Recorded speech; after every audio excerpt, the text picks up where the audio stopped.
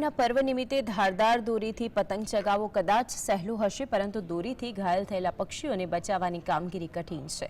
ત્યારે અમદાવાદમાં આવેલી કલ્યાણ જીવાશ્રય નામની સંસ્થાએ 50થી વધુ ઘાયલ પક્ષીઓને સારવાર માટે લાવવામાં આવ્યા હતા। જરૂરિયાત મુજબ તેમને સારવાર આપવામાં આવી હતી। ઓપીડી કે ઓટીની સારવાર આપી નવજીવન તેમને આપવામાં આવ્યું। સંસ્થા દ્વારા હાલ પક્ષીઓને રાખવા માટે પાંજરા, ઠંડી વધુ ન લાગે તે માટે હીટર અને બલ્બની સુવિધા પણ ઉપલબ્ધ કરાવવામાં આવી છે। પાણી અને ચણ પણ સમયસર આપવામાં આવે છે અને તેની કાળજી પણ લેવાય છે।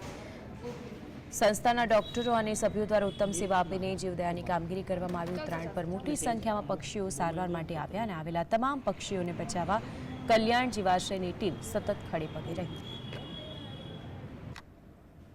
ગઈકાલે 50થી 51 બર્ડ્સ હતા, જેમાં 8થી 10 સમડીઓ છે।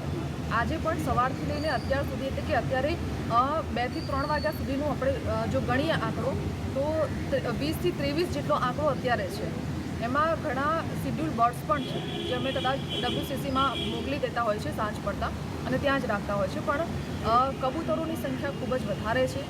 એટલે એક રિક્વેસ્ટ મારી એ છે કે જો સવારે અને સાંજે, એટલે કે જ્યારે સૂરજ ઉગે છે અને સૂરજ આથમે છે, એ સમયમાં જો આપણે પતંગ ન ચકાવીએ તો ઘણા બધા પક્ષીઓ બચી શકે છે।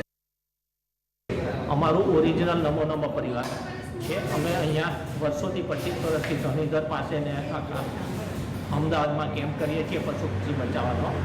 પણ આ વખતે અમને આની સાથે કલ્યાણ જીવાશ્રય સાથે કામ કરવાનો ખૂબ સારો મોકો મળ્યો છે।